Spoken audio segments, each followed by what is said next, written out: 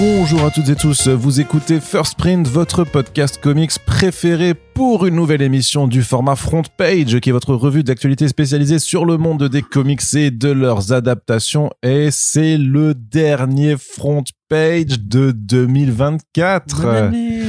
Pas encore, Corentin, pas encore. Les gens vont écouter ça demain, après la gueule de bois. Non, justement, je vais le mettre en ligne tout de suite après l'enregistrement. Donc, Wow. Ils vont pouvoir l'écouter en préparant leur réveillon, en ne préparant pas leur réveillon s'ils ne font pas de réveillon, parce qu'il y a des gens qui n'aiment pas forcément fêter la nouvelle année. Après tout, pour certains, ce ne sera que le passage d'une nuit de mardi à un mercredi, et je peux comprendre tout à fait ce genre de bail également. C'est une nouvelle en chinois, en plus. Ne restons pas ethnocentrés. Écoute, ici c'est la France quand même, Corentin, donc il faut s'adapter aux mœurs. Écoute, je crois qu'on comprend peut-être un peu ce genre de chemin. Donc on espère surtout que vous allez bien. On espère que vous avez passé une bonne année 2024. À mon avis, c'était pas forcément simple tous les jours pour tout le monde, parce que ça ne l'a pas été pour nous forcément non plus. Mais il faut essayer de se dire que aux Lakers, tout ira peut-être un peu mieux en 2025. C'est un vœu pieux que je fais, mais surtout sur du côté des comics, bien entendu. Oui, d'accord. On se concentre du côté des comics, parce que sinon, si on parle du monde réel, ça risque d'être un peu plus compliqué. Mais on espère que vous avez passé une bonne année en notre compagnie, surtout. J'ai fait le bilan et je pensais qu'on avait réduit la voilure en termes de nombre d'épisodes postés. Alors, à ton avis? Non. Non. Pas du tout. J'ai pas tellement étonné. Après, c'est les interviews où j'ai complètement craqué, on va dire. Il y a eu beaucoup d'interviews, en tout cas. Tu sais, à force, faut arrêter de dire craquer. C'est une dépendance, en fait, Arnaud. T'es accro aux interviews. C'est vrai, c'est peut-être. Plusieurs années, quand même. Ce qui est mieux qu'être accro au crack, quelque part. Quand même un c'est petit moins peu. de temps de travail. C'est sûr, mais mais oui, il y a eu vraiment beaucoup de choses. Après, tu vois, il y a des trucs qui augmentent artificiellement le volume, c'est les focus pulps, tu sais, que vu que je les isole à côté, forcément ça fait 12 pastilles, ça fait 12 épisodes en plus, alors que techniquement c'est pas du contenu en plus enregistré. Mais justement, 2024 c'était une année importante pour nous à plusieurs égards, parce qu'il y a eu le début du partenariat avec Pulps, dont j'ai le plaisir de vous annoncer qu'il continue pour 2025. C'est pour ça que vous aurez un nouveau Focus Pulps au sein de cette émission. Et d'ailleurs, on remercie notre partenaire. Rappelle que le Focus Pulps, c'est des comics VO à prix de lancement pour vous inviter à découvrir des titres qui n'arriveront pas forcément, et même sûrement certainement pour certains pas forcément en VF, mais juste aussi pour vous initier à lire de la VO et à casser un petit peu la barrière un peu du prix, pour vous laisser vraiment guider par votre curiosité avec ces offres de lancement. Pulps, qui a également été notre partenaire pour ce qui a été notre second et peut-être le plus important temps fort de 2024, ce sont nos First Print Awards, évidemment, première temps de travail, oui, c'était le premier. Ouais. La première cérémonie de remise de prix conduite par nos soins. Il y a eu 9 prix remis. Il y a une soirée assez exceptionnelle dont vous pouvez retrouver le replay en vidéo sur notre chaîne YouTube. Ne restez que pour l'intro, pour ce swag incroyable, pour ce saxophone dantesque. Exceptionnel.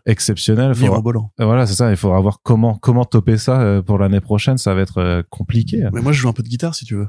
Ah je pourrais te faire une ligne de basse. Alors techniquement, j'ai déjà demandé à Benji pour la guitare, pour le coup. Il joue beaucoup mieux que moi, c'est vrai. Mais voilà, on espère surtout que le sketch de Yerim, si vous voulez le retrouver aussi. Faudrait l'isoler, en faire une. Je les ai déjà isolés. Bah, c'est magnifique. Les chroniques de Frédéric Siris et Splinter sont déjà isolées, mis à part en format audio, si jamais vous ne voulez pas regarder toute la vidéo.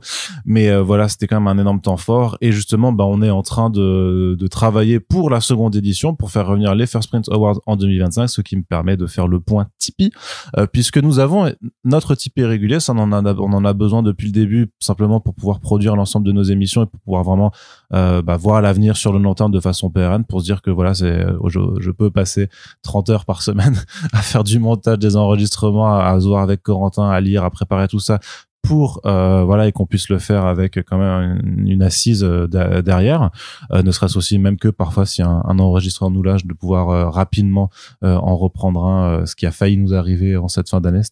Ça a failli être notre mauvaise surprise de 2024. Mais on a également un Tipeee pour les First Print Awards, pour pouvoir vraiment assurer à la fois, en tout cas, c'est vrai que le message est peut-être un peu compliqué parce que les First Print Awards ont déjà eu lieu et ça a été un succès en tant que tel, pour l'événement.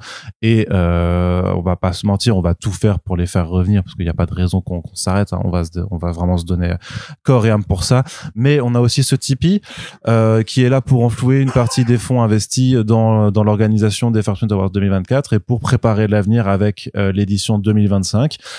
Et donc, à l'heure actuelle, on remercie beaucoup les 99 tipeurs qui nous aident. Il reste 12 jours. Il nous reste, on est à 86% de l'objectif, donc c'est plus grand chose. On est à 4, donc voilà, il ne reste que 14%, mais ça représente quand même une somme d'un peu moins de 600 €, donc c'est quand même une somme aussi. On a plusieurs dessins de la battle de dessins qui sont mis en vente et également une planche originale de Moundir qui sont que Yohan nous a fait gracieusement don, et donc avec les prix de vente qu'elles sont, en fait, ça peut permettre d'atteindre le 100% très très rapidement. Donc si jamais il vous reste quelque chose de vos étrennes de Noël ou si vous avez envie de vous faire plaisir pour la nouvelle année, si un dessin unique, réalisé dans des circonstances exceptionnelles, ou si une planche originale de Moundir qui est vraiment super jolie, ça vous intéresse, n'hésitez pas parce que ça permettra de se rapprocher. De l'argent un jour en plus. Pardon? Quand Sylvain Repos sera à Grand Prix Angoulême, ça vaudra de l'argent en plus. Ouais, il est déjà au Fauve, encore mieux, tu vois. Fauve jeunesse. Pour les gamins, Fauve jeunesse. Mais oui, et puis même Yohan, parce qu'avec Fantasy qui arrive l'année prochaine, vous n'êtes pas prêt de la côte, comment elle va grimper pour ces deux artistes. Mais donc voilà, ça permettra de faire atteindre le palier de plus en plus rapidement et de sécuriser quand même les First Print Awards 2025. Sachez qu'avec César, on planche déjà dessus, mais qu'on a quand même cet objectif à atteindre avant je crois que c'est le 15 janvier, donc n'hésitez vraiment pas. De toute façon, on va vous bassiner avec ça forcément pendant les 2 premières semaines de janvier, puisque il faut qu'on arrive à notre objectif. Mais en tout cas, on remercie les 99 tipeurs qui sont déjà présents dessus, et on n'oublie pas bien entendu nos tipeurs réguliers aussi, puisque ça reste très important, qui nous permettent donc de faire ce podcast en continu depuis maintenant 4 ans complets. Tu te rends compte? Et ouais. On rentre dans la 5e année. Ouais. Et ouais, bonhomme. On est vieux maintenant. Une année décisive peut-être avec ces First Print Awards, et qui sait ce que l'avenir nous réserve. Ça va être une belle année pour la comédie comics déjà. Oui, je pense aussi. Il faudrait qu'on fasse ce podcast, ce qui nous excite un peu. Il faudra voir, en termes de timing. On va trouver un moment. Ouais, qu'on va se trouver un moment. Mais en attendant, on boucle 2024 avec ce dernier front page. Alors, une seule actualité du côté de la VF, puisque bien entendu, pendant le mois de décembre, généralement, les éditeurs français se reposent. Ils ont bien raison. Il faut un peu calmer les plannings de publication de toute façon. Il y a trop de comics qui sortent, donc laissez-nous le temps. En plus, quand on en reçoit ou quand on en offre à Noël, laissez-nous le temps de les lire avant de rempiler pour une salve de nouveautés. D'autant plus, et je repars dans un tunnel, mais qu'il y aura plein de trucs dès le mois de janvier, une nouvelle fois, qui vont être intéressants. Rappelez-vous Beneath the Trees, qui arrive là, chez Ankama, qui est très très très très chouette. Juste ça, par exemple. Shin Zero quand même aussi, au-delà de 119, qui va être très très très chouette également. Donc par contre, un train à prendre toi après. Ouais, c'est ça. Voilà. Allez, donc une ultime nouveauté qui est annoncée par 404 Graphiques, qui a été teasée, puis vu le dessin, on m'a demandé confirmation et c'était effectivement ça. C'est Love and Vermin de Will McPhail qui sera au programme donc de 2025 de 404 Graphiques. Will McPhail, vous le connaissez certainement si vous nous avez si vous nous écoutez depuis au moins un an. C'est l'auteur de Au-dedans. C'est une BD incroyable, qu'elle est trop bien et qu'on vous recommande chaudement. Et en fait, presque en parallèle, mais techniquement ça a été publié un tout petit peu avant Au-dedans, qui est sa première bande dessinée. En fait, Will McPhail est un dessinateur de presse pour le New Yorker. Il fait beaucoup de dessins humoristiques tout simplement, et ça a été compilé dans cet album qui s'appelle Love and Vermin, avec différents, je crois que c'est 8 ou 9 thématiques. Ça regroupe un peu ses meilleurs dessins selon lui et j'imagine son agent, son éditrice, avec différentes catégories, parfois très genre les gens ou l'amour, et même ça me fait toujours marrer parce que le premier chapitre du bouquin, c'est plus des sujets un peu sociétaux, et du coup ça s'appelle My Brave Little Opinion, donc mes opinions très courageuses de mec blanc qui peut s'exprimer dans le New Yorker forcément. Donc voilà, c'est plutôt drôle. Moi, le seul truc que j'espère, et j'en ai déjà touché un mot à Monsieur Beaujean, c'est qu'ils puissent actualiser le contenu pour la VF, c'est-à-dire est-ce qu'ils peuvent rajouter des dessins supplémentaires par rapport à la VO qui est sortie quand même il y a 2 ans maintenant, je crois, ou un peu plus. Donc il a fait d'autres dessins, il y a plein d'autres choses qui ont bougé dans le monde. Mais en tout cas, moi je suis quand même ravi de savoir qu'on va pouvoir encore rajouter un peu de Will McPhail en France, sachant que de toute façon après il y aura plus rien pour l'instant. Oui, c'est ce que j'allais dire. Moi, je suis content, parce que j'ai bien aimé Au-dedans et que Monsieur McPhail est un garçon adorable. Pareil, si vous regardez le replay des First Print Awards, vous verrez qu'il y a probablement la meilleure vidéo de remerciement son sketch de quoi. toute la cérémonie. Maintenant, moi, c'est vrai que je préfère, parce que j'avais du coup fait des recherches à l'époque où dedans avait été annoncé pour voir un peu ce que ce garçon faisait. Et c'est vrai que moi, ça me parle un peu moins le dessin de presse. J'attends maintenant une nouvelle BD au sens séquentiel du terme, parce que c'est vraiment un mec qui a trouvé de super idées pour agencer justement les planches, la narration et tout ce rapport entre noir et blanc et couleur et tout. Sachant qu'il y a quand même il y a quelques strips aussi quand même. Oui, bien sûr. Dans l'album. Donc voilà, moi je considère ça comme un petit bonus en attendant la suite. Ouais, mais genre, je sais pas si t'as eu le temps d'écouter la deuxième interview que j'avais fait de lui à Quai des Bulles, en fait, où il dit que pour l'instant, son prochain projet, c'est un roman. Oh là là. Donc je l'ai regardé sans images. Ouais, c'est ça, je l'ai jugé très fort. Je lui ai dit vraiment quand même un roman. Quel nul. Alors que mais tu devrais vraiment écouter le podcast, qu'il y a une anecdote il raconte une anecdote d'enfance avec des histoires horribles de bébé Gerbi que sa mère a jeté dans le jardin parce qu'elle croyait qu'ils étaient morts, un truc comme ça. Ah, du coup, je vais pas du tout écouter ce podcast. Non, mais si, l'histoire est sombre, mais elle est racontée de façon hilarante par Will et Roddy, mais en fait, ça pourrait être le sujet de ton prochain album, quoi, les Baby Hamster Zombies. Mais bref, ça arrive donc l'année prochaine et on saura évidemment, enfin, moi, je l'ai déjà en VO, mais on vous en reparlera parce que c'est quand même et je pense, si 2025 continue sur sa lancée, je pense qu'une petite touche d'humour en bouquin, ça fera pas de mal. Et justement, on parlait de Pulps il y a pas si longtemps que ça, parce qu'on a une partie VF qui est toute petite et toute rikiki comme ça. Ils sont en vacances, voilà, les gars. on vous l'a dit, ils prennent des vacances, ils ont bien le droit, il faut qu'ils se reposent. Donc on va. C'est que cette voix chelou. Et je fais les voix que je veux. C'est le Arnaud dessin animé là. Je fais les voix, oui, c'est ça. J'ai peut-être une carrière manquée dans le doublage de dessin animé. Hein. Ah, il est un peu trop tard malheureusement là. Bon, il est jamais trop tard. Qu'il soit une IA du coup. C'est ça. Il est jamais trop tard pour s'y mettre, mais on passe au Focus Pulps, le premier Focus Pulps de 2025. Hein. Alors, on a déjà eu des Focus Pulps pour les sorties de début d'année 2025, mais forcément avec les sollicitations, c'est toujours 3 mois avant. Donc, celui qu'on enregistre pour démarrer cette année 2025 avec notre partenaire Pulps, ce sera des titres qui arrivent au mois de mars. Et pour une fois, Corentin, on va vous mettre un titre Marvel dans cette sélection. Vous savez que Marvel, on a un peu du mal quand même avec pas mal de leurs choix éditoriaux, parce que c'est très souvent lié à des events ou vraiment à des choses qui sont très liées aux sorties ciné ou télévision. Donc souvent l'ambition scénaristique ou artistique, on a un peu du mal quand même à percevoir, ou parfois même un event qui part d'une bonne idée, en fait est gangrené par ses nombreux tie-ins et ce genre de choses-là. Donc, bon. Et particulièrement en 2025, en plus, avec un petit événement qui va prendre beaucoup de place. Ouais, mais, étonnamment, cette série-là n'est pas liée. Voilà. Alors, quelle est cette série? C'est The Thing. Donc, une nouvelle série, qui n'est pas liée justement à One World Under Doom. Pour ça, il y aura la série Fantastic Four qui sera touchée fortement. Mais donc là, on reprend une série en solo pour Ben Grimm, Corentin. Et ce qui nous intéresse au-delà du personnage, c'est aussi, l'équipe créative et notamment son auteur. Oui, absolument, tout à fait. C'est Tony Flix donc au scénario et Leonard Kirk au dessin. Alors Tony Flix, on l'a découvert, on en a déjà parlé à plusieurs reprises. C'est un des artistes, des créateurs que nous on pousse un peu parce qu'il a travaillé sur le projet Stray Dogs notamment et sa suite plus ou moins Feral. Feral, ouais. Voilà. Le polar animalier. Mais les deux sont des polars animaliers effectivement, avec une façon assez intéressante de composer l'équilibre entre justement un truc qui paraît très grand public et très doux et très inspiré par les œuvres de chez Disney et quelque part un objet beaucoup plus sombre qui ressemble plus à du Hannibal Lecter ou à du thriller vraiment noir on va dire. Et de l'autre côté Leonard Kirk, donc un grand nom de l'industrie qui a travaillé sur Planet Hulk, sur Sabretooth et qui aussi était déjà l'artiste du volume de James Robinson sur les FF à l'époque de All New Marvel en 2014 quand justement les Fantastic Four voyageaient à travers le multivers en famille. Et c'est vrai que c'est un volume qui a été un peu passé sous les radars parce que c'était pas la meilleure période pour les FF. On se rappelle que il y a eu le sombre effort de films Fantastic et le fait que Marvel s'est un peu désintéressé de la franchise jusqu'à Dan Slott, jusqu'à aujourd'hui, même maintenant, avec le volume de Ryan North. C'est ça, parce qu'en fait, c'est le volume qui s'est terminé en 2015, très peu de temps au final, oui, 12 numéros, après la sortie du film.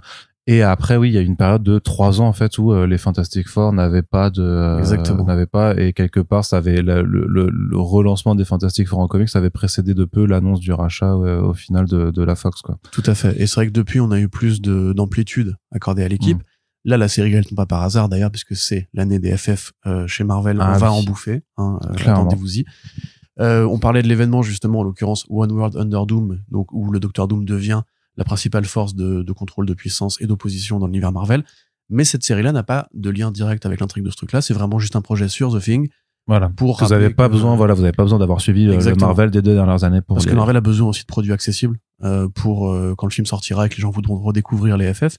Donc en l'occurrence, c'est The Thing qui va mener une enquête à Yancey Street, donc le quartier dont il est originaire, et qui est très inspiré par l'endroit où a grandi Jack Kirby lui-même, et qui découvre en fait qu'il y a un complot qui est à l'œuvre avec une conspiration, sombre machination, et que les gens qui sont responsables de ça vont lui mettre une prime sur sa tête, et que tous les tueurs de New York veulent le zigouiller, donc le Taskmaster, Bullseye et compagnie. Donc déjà on est content de voir Bullseye en général. On est content de voir The Thing parce que c'est vrai que ça fait un petit bail qu'il a pas eu d'aventure vraiment en solo. Chez Ryan North, il a une petite partie en solo avec Alicia, mais là c'est vraiment un retour au classique avec justement cette patte graphique assez intemporelle de Leonard Kirk. Pour un personnage que tout le monde aime bien, j'ai l'impression, et c'est vrai que pendant cette période de jachère pour les FF, on était un peu triste parce que nous, on a toujours aimé les Fantastic Four. Tout le monde nous a dit c'est poussiéreux, c'est rétro, ça n'intéresse pas les gens, c'est des personnages qui manquent de relief, etc., etc. Et au final, on arrive un peu à la fin de cette logique, j'ai l'impression, parce que d'un côté avec Superman, d'un côté avec les FF, les gens ont besoin, probablement comme tu disais, parce que le temps est un peu compliqué, l'actualité politique, sociale ou artistique est un peu préoccupante. Les gens ont besoin de revenir un peu justement aux bonnes vieilles valeurs de bienveillance, de sympathie, de couleur aussi. C'est un projet qui a l'air justement assez coloré, assez léger. Et de ce point de vue-là, moi c'est vrai que ça me fait très plaisir parce que entre ça justement et d'ailleurs pareillement le volume de Dawn of Superman qui a été réalisé récemment par Williamson, je trouve que les comics commencent un peu à arriver au bout de leur espèce de période sombre et un peu cynique, nihiliste et de la fausse réinvention systématique. Et ça me fait bien plaisir, ma foi. Très bien. Et du côté de DC, parce que si on prend un Marvel, il faut bien compenser avec l'autre côté de la force. Et du côté de DC, il y a pas mal de choses qui vont se passer aussi en 2025, notamment les nouveaux titres Absolute, parce qu'on a eu donc le lancement avec Absolute Batman, Superman et Wonder Woman. La Trinité que vous avez sûrement peut-être déjà découverte et qui arrivera évidemment en VF chez Urban Comics l'année prochaine. On n'a pas encore les dates précises, mais j'imagine que vu qu'ils ont annoncé leur programme jusqu'en mars, ce sera plutôt pour le printemps, peut-être mai, juin, quelque chose comme ça. De toute façon, en mars, en VO, ces séries-là, on sera à leur 5e ou 6e numéro. Donc, voilà. Ouais, donc peut-être pas tout de suite, en fait. Effectivement, peut-être ce sera peut-être plus pour la rentrée d'ailleurs, du coup je sais pas. De toute façon on verra bien, mais en tout cas du côté de la VO il y aura des lancements de nouvelles séries au mois de mars avec Flash par Jeff Lemire, avec Green Lantern par Ali Wing et Martian Manhunter par Dennis Camp. Autant vous dire qu'on a envie de tous vous les conseiller, mais on en prend un peut-être qui aura peut-être besoin d'un peu plus de boost. Alors là vous dites le Martian Manhunter, non, même pas forcément. Regardez comment on renverse tous les pronostics. Bam.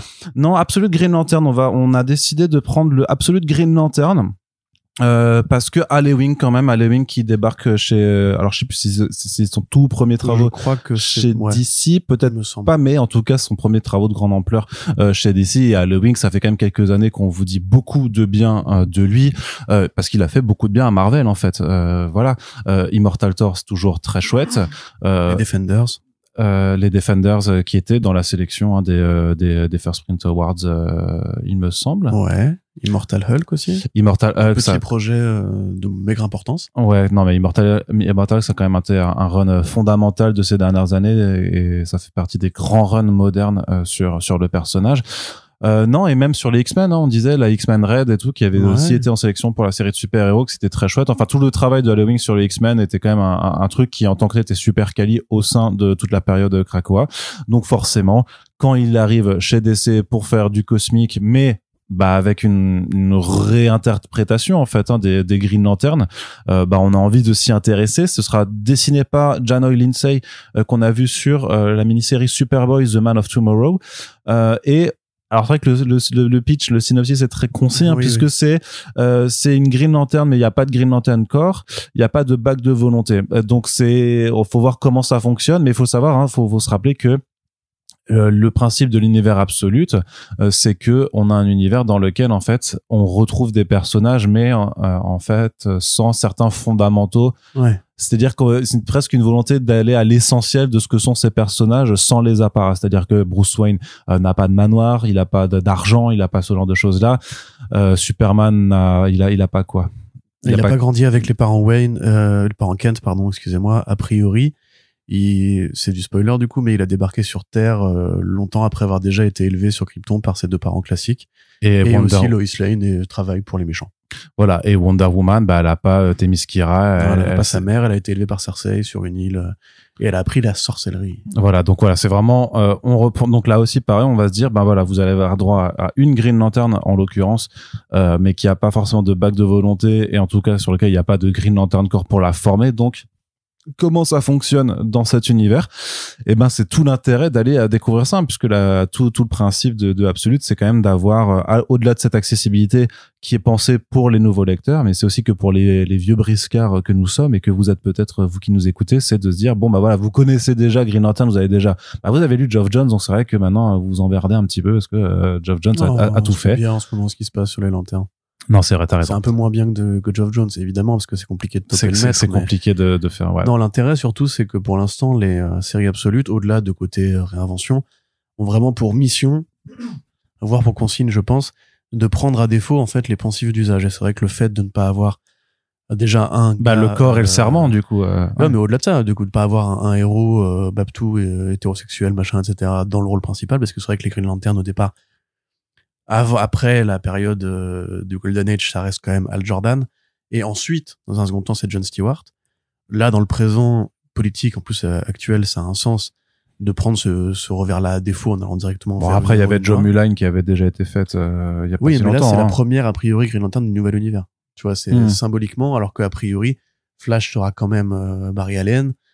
Wonder Woman. Oui, c'est-à-dire que là-dedans, il y a pas de Hal Jordan, il y a pas de John Stewart et tout ça. Alors qu'a priori, tous les héros de l'univers absolu jusqu'ici sont quand même les héros classiques, mais réinventés. Là, c'est vraiment une version différente. Enfin, c'est vraiment une nouvelle héroïne, qui effectivement ne part pas de rien, mais dans un monde où on ne sait pas exactement ce qui va être fait de la mythologie de Oa, ce qui va être fait des Yellow Lanterns, des Red Lanterns. C'est quand même une tapisserie qui a beaucoup évolué en seulement 25 ans. Les Green Lanterns, au départ, on se rappelle, c'est juste des mecs qui combattent les Yellow Lanterns, et où il y a principalement Hal Jordan, Guy Gardner, John Stewart et quelques autres comme Kal Rayner et tout. Finalement, ensuite, Jones arrive, nous dit il y a plein de bagues de couleurs différentes. Il y a les White Lanterns, il y a les Black Lanterns. Après, finalement, on nous dit que c'est encore plus compliqué que ça, qu'on peut aller encore plus loin avec le spectre ultraviolet, etc. Finalement, là, on en est à un stade où vraiment c'est devenu de la guerre cosmique de très grande ampleur. Donc un peu d'assainissement, une façon justement de prendre tout ça à revers et de dire on va aller à une nouvelle saga de science-fiction vraiment ambitieuse, vraiment généreuse. Quand on connaît Ali Wing, on sait que c'est pas un mec qui fait les choses en petit format.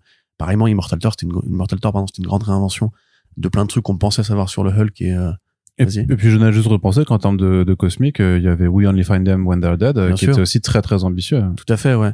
Donc là, effectivement, c'est un gros point d'interrogation parce qu'on n'a pas le synopsis. Et au global, sur les 3 projets qui sont prévus au mois de mars, tous les 3 au mois de mars, avec une couverture variante en Connecting Covers de Raphaël Bouquerque. C'est probablement le projet qui passe pour le plus ambitieux parce qu'on n'a pas encore vu beaucoup Ewing. Je crois même qu'on l'a pas vu du tout.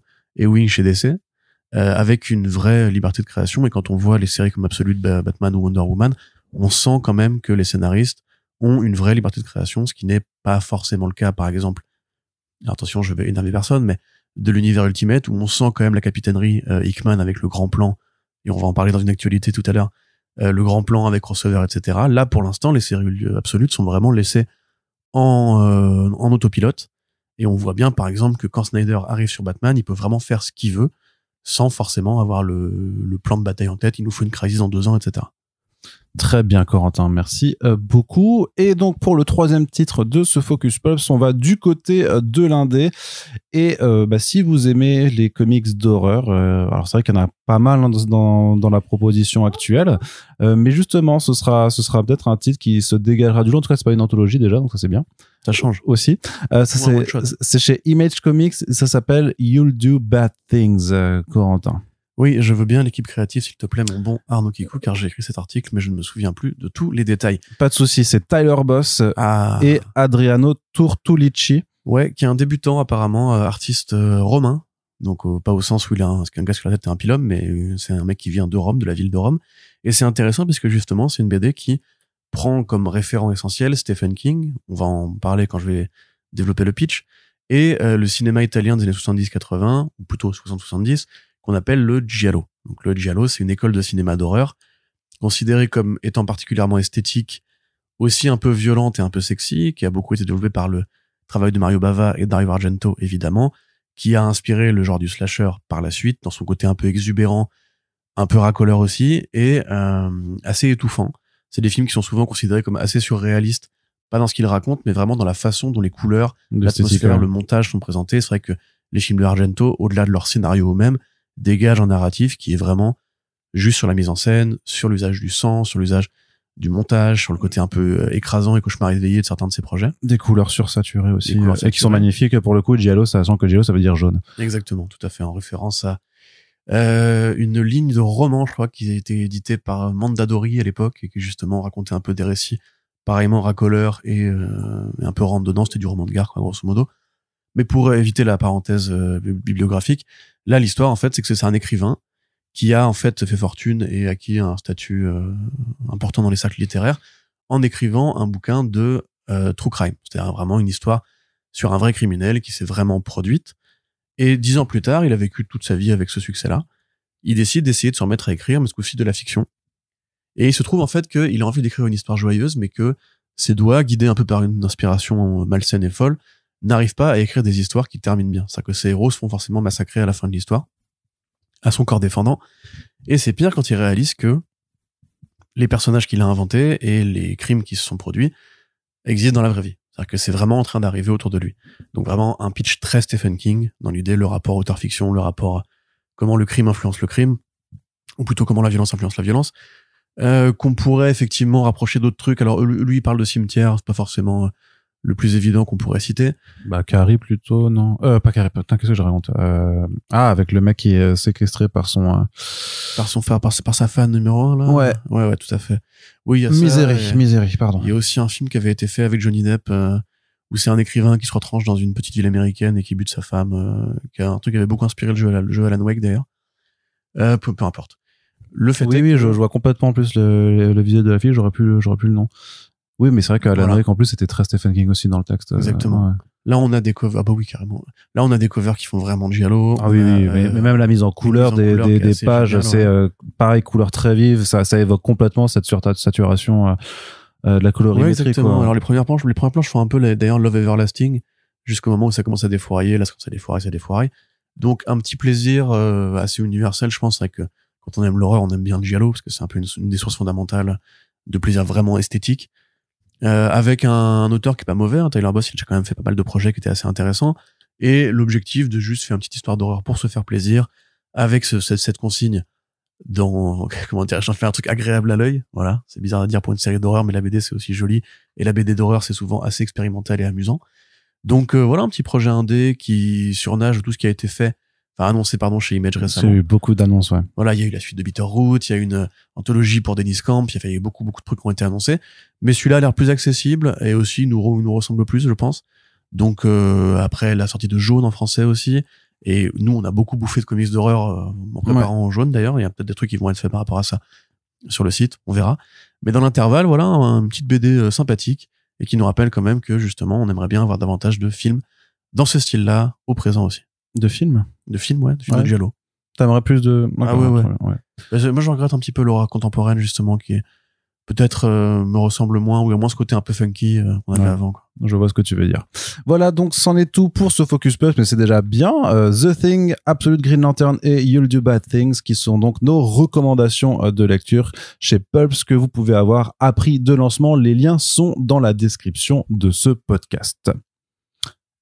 Et on passe du côté de la VO maintenant, on continue. Alors Corentin, il y a eu pas mal d'annonces effectivement, et il y en a une qui m'intéresse vachement et dont tu vas nous parler, ça s'appelle Slender, un titre animalier... Thunder, un titre animalier à la Bone par Pierre-Alexandre Comtois. Mais qui est donc ce Pierre-Alexandre Comtois dont je n'ai jamais lu aucun comics et pourtant dont je connais peut-être le travail sans le savoir. Mais Pierre-Alexandre Comtois, c'est un animateur. Il travaille dans le monde de l'animation. C'est pas, voilà, c'est voilà. Parce que il est pas au centre aéré de Garges-les-Gonesse à faire des ballons pour les enfants. Si, par contre, ça, oui. Ça aussi? Mais il est pas animateur dans le monde de l'animation. Ah, d'accord, Par contre, à côté de ça, il a le BAFA et tout, il fait des colos à Gare-sur-Isère et tout, voilà, bref. Pardon, désolé. Donc, effectivement, Pierre-Alexandre Comtois est un artiste de storyboard, donc un milieu qui évoque quand même beaucoup celui de la bande dessinée. Alors, pour ceux qui voient vraiment pas, quand on fait un film d'animation ou une série animée, on commence par écrire un script, évidemment, et après, pour préparer les visuels avant de passer au travail concret d'animation, on fait ce qu'on appelle un storyboard, c'est-à-dire qu'on embauche un artiste qui va découper des plans par séquence, comme des cases de BD, pour simuler justement le mouvement de la caméra, le travail plan par plan, etc. Tous les films quasiment ont recours à ce travail-là, parce qu'on filme pas au hasard, parce qu'on prévoit un petit peu comment va être fait une scène avant, et pour avoir un référent visuel et voir comment ça fonctionne dans l'enchaînement des scènes, on fait toujours ce qu'on appelle un storyboard. C'est particulièrement utile dans l'animation, où justement on travaille sur des rendus 2D et 3D, et où il faut évidemment, ça coûte plus cher que de évidemment filmer des gens, où là on peut retravailler éventuellement sur le moment, mais l'animation par contre il faut vraiment être très organisé. Et ce monsieur justement est storyboard artiste depuis plus de 20 ans. Il a travaillé sur les 2 films La Famille Adams en dessin animé, qui n'étaient pas des super films, hein, mais qui étaient graphiquement pas inintéressants. Il a travaillé sur la série Sonic, il a travaillé sur Super Dinosaur aussi, d'ailleurs l'adaptation des comics de Kirkman. Il a fait beaucoup de projets plutôt intéressants dans ce petit secteur. Et ça a toujours été un fan de BD. Quand on va sur son Instagram, on voit justement que c'est un gros fan de Bone. D'ailleurs, il a fait une illustration où le héros de Thunder, Zeke, rencontre le héros de Bone, de Jeff Smith, évidemment. On voit aussi l'un des tigres guerriers qu'il a créé, ou enfin des ours guerriers qu'il a créé, qui combat Hulk aussi. Donc c'est un mec qui est très passionné par l'imaginaire des comics américains, et aussi de Spirou. Enfin, a priori, je pense qu'il lit autant du franco-belge que du comics. Il a décidé de se lancer dans la BD par la voie d'un roman graphique qui s'appelle effectivement Thunder et qui a été, décidément, annoncé pour le mois de juin chez Mad Cave. Et quand on regarde les premières planches, c'est vraiment un confluent de découpage européen et de splash page américaine. C'est l'histoire d'un petit bibliothécaire qui découvre l'existence d'un grimoire secret qui est évidemment convoité par un être maléfique qui va envoyer ses sbires pour le récupérer, et le petit héros s'engage dans une aventure où il va rencontrer mondes et merveilles, des guerriers, des sorciers, des sorcières, des factions qui se tirent dessus, etc., etc. Le graphisme du héros ressemble beaucoup effectivement à du Jeff Smith, et à côté de ça, on a d'autres inspirations comme un dragon avec un casque, des guerriers. Un dinosaure du coup avec un casque. Ouais, dinosaure, mais j'ai envie de croire que c'est un dinosaure, mais bon, c'est un monde de fantasy, donc voilà. C'est le premier volume d'une série. J'avoue qu'effectivement, moi, j'aime bien le goût de crayon, et quand on voit un peu encore une fois la page Instagram de Monsieur Comtois, on voit qu'effectivement, il avait vraiment envie et besoin de passer à un format de bande dessinée. En général, les mecs qui viennent de l'animation et qui font de la BD ensuite, ça donne souvent des bonnes choses. Regardez Monsieur Johan Cavège, par exemple. Là, ça fait effectivement le projet un peu passion d'un mec qui clairement a beaucoup lu. Je pense qu'on peut même un peu reconnaître, pas forcément du Lanfeuse, tu vois, mais il y a un peu cette esthétique, cet esprit-là dans l'usage des couleurs et tout. Donc, pour le coup, ça me fait assez plaisir. Moi, c'est vrai que l'annonce, on l'avait pas vu passer. Et Mad Cave, on se rappelle qu'ils sont plutôt en bonne forme en ce moment. On l'a déjà dit à plusieurs reprises. Il y a eu le label de Joe Quesada qui a été annoncé. Joe Quesada? J'ai un doute. Axel Alonso? Il y a un label qui a été annoncé chez Mad Cave, Arnaud. Chez Mad Cave? Oui, chez Mad Cave. Et à côté de ça, ils ont aussi signé un partenariat avec Comixology pour reprendre une partie des projets édités en papier que Ablaze ne fera pas. Il y a eu... Si, Arnaud, oui. Ah oui, tout à fait, oui, c'est ça. Oui, t'as raison, c'est Amazing Comics. Non, parce que j'avais Amazing Comics avec Joe Quesada, je me rappelais plus que c'était avec Mad Cave. Donc c'est le label lancé conjointement aussi avec Dupuis. Mais effectivement, c'est chez Mad Cave. C'est ça, ils ont aussi récupéré les comics Speed Racer et tout. Enfin bref. On sent quand même un peu comme Onipress qu'il y a une sorte de petit bouillonnement en interne. Ouais, ils ont eu 10 ans pour s'installer, puis maintenant ils passent une autre vitesse, ouais. Ils ont Flash Gordon aussi. Enfin, ils ont quand même des trucs qui sont assez intéressants. Et là, il y a quand même pas mal de fois, on annonce des petits projets de création originale chez eux qui ont l'air plutôt sympa, plutôt enthousiasmants. Donc, avec plaisir pour la suite. Ouais, puis à voir si un titre comme Thunder pourrait trouver le chemin vers une VF, que ce soit chez Delcourt à côté de Bone, chez Gallimard à côté de Mouseguard, ce genre de choses-là, tu vois. Bah ouais. Ça pourrait être sympa. Je me suis demandé parce que Pierre-Alexandre Comtois, c'est très français comme nom. Ouais, mais je pense que c'est québécois pour le coup. Québécois? Ouais. Peut-être. Ouais. Regarde, Pierre-Alexandre Comtois. Ça marche de ouf. Vraiment, tu vois. Me laisse pas tout seul. Non, t'abuses. Je l'ai très bien fait et complètement, t'as complètement. Mais pas du tout. Mais pas du tout. Tu sais pas le faire. J'ai travaillé dans l'animation, je t'ai fait la famille moderne, c'est pas terrible, mais la direction artistique, t'es pas mal. Je sens qu'on est en train de vexer nos auditeurs du Québec. Et je sais pas si on en a. Je te propose qu'on passe sur les suites. Ça te dérange pas. Ça me dérange pas, mais je sais pas si on attend d'auditeurs que ce soit au Québec. Je pense qu'on en a audio quand même. Bon, allez, vas-y, enchaîne. C'est ridicule ce qui se passe. On s'excuse. On s'excuse. Oui, mais on a le droit. C'est le dernier jour de 2024. Vous nous le pardonnerez. Ma sœur est québécoise, j'ai le droit. Voilà, vous nous le pardonnerez pour la nouvelle année. Autre retour, on avait dit, il y a Monkey Meat qui revient, il y a Mouse Guard qui revient, il y a Bitterroot qui revient chez Image, tout ça. Il y a vraiment plein de gens qui se disent, bon, bah, allez, on revient en 2025. Et une autre série qui revient, c'est Adventure Man, de Matt Fraction et le couple Dodson, Terry Dodson et Rachel Dodson. Trop bien. Donc Corentin, il est pas content parce qu'il aime pas cette série. Pourtant, quand j'ai réécouté le premier, quelque chose qu'on avait fait sur le premier tome, donc c'est une série qui a été publiée en VF chez Glénat, ça va, t'étais quand même relativement conciliant, quoi. Ouais, tu m'as mis un flingue sur la tempe encore. C'est vrai. 10 ans du bien. Terry Dodson, il dessine bien. C'est un faux Adam Hughes. Alors, c'est ça. Mais après, le truc, c'est que Terry Dodson dessine bien. Peut-être que Matt Fraction écrit moins bien et moins inspiré sur cette série, qui pourtant a un pitch qui est plutôt cool, puisque, en gros, c'est vraiment une mise en abîme. C'est ça. Sorte de récit métafictionnel sur les héros pulp, en fait. Ah oui, Tom Strong. Du Golden Age. Ouais, ça va. Forcément. Oh, mais Alan Moore l'a déjà fait. C'était mieux avant. Quand Alan Moore a déjà des comics, c'était quand même vachement. C'était, oui. C'était mieux. Cette période était mieux. D'ailleurs, le monde s'effondre depuis qu'il a arrêté. C'est peut-être à cause de ça. Mais il fait des bouquins. Lis ses bouquins. Je te le prête, là, le grand camp. Lis-le, je te le prête. Le grand con. Mais enfin, ça va pas. Donc en fait c'est une bibliothécaire qui s'appelle Claire Connell, dont le gamin Tommy en fait est un super fan justement de récits d'aventure de Adventure Man, donc vraiment le héros pulp 101. Oui, c'est Doc Savage quoi. C'est ça. Et donc un jour, elle reçoit la visite de quelqu'un qui lui tend un mystérieux bouquin qui en fait sont des récits inédits, en fait inachevés, puisque techniquement le dernier volume publié officiellement, en fait, ça se finit sur un cliffhanger et donc on peut pas connaître la suite des aventures d'Adventure Man.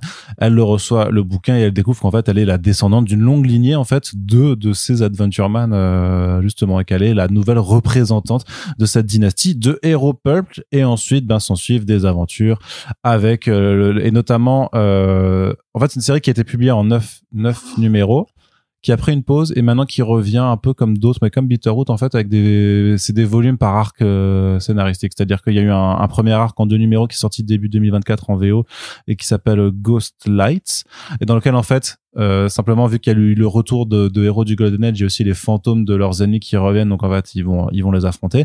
Et là il y a une nouvelle mini-série qui est annoncée, ou un nouvel arc narratif, appelez ça comme vous voulez, qui s'appelle Adventure Man Family Tree, et c'est vraiment 3 numéros avec 3 histoires en standalone et qui vont justement remonter le temps pour aller regarder qui sont les ancêtres de la dynastie Connell, et donc on nous parle à la fois, et ça c'est pour toi, de Luchador. Pourquoi c'est pour moi? Parce que t'adores les Luchadors, toi. Ouais. Quand même, oui. fais pas genre. Des champions de boxe françaises aussi. Ah voilà, alors là on discute. Et aussi une histoire, et il y aura un numéro qui sera consacré à la romance très pulp entre Adventure Man et la super scientifique Madame Chagall. Je lis le synopsis, écoute. Voilà, okay, j'ai rien à dire. Peut-être que ça se dit Chagall. Voilà, pour que ce soit plus old school, mais c'est quand même le retour de Terry Dodson et Rachel Dodson au dessin, donc ça c'est quand même toujours sympa, parce que et c'est un lecteur qui nous l'a dit. La série, elle est aussi belle que le scénario est creux, c'est dire si elle est magnifique. Donc, bon. Qui que tu sois, je t'aime. Voilà. On vous recommandera pas forcément Adventure Man dans le Focus Pulp, ça c'est certain. Mais c'est pas une série forcément déplaisante, et surtout, l'arrivée enfin de cette nouvelle mini-série, ça fait qu'il va y avoir 5 numéros inédits en VO, et je me demande, est-ce que ce sera pas le bon prétexte pour que Glénat puisse publier un 3e tome qui compilerait ces 2 mini-séries, puisque ça fait quand même depuis 2 ans que le second tome est sorti, et en même temps, vu les délais les retards de production en VO, on peut comprendre que ça met du temps aussi à arriver. En tout cas, Glénat n'allait pas faire un album avec seulement 2 numéros dedans, oui. par rapport au précédent. Non.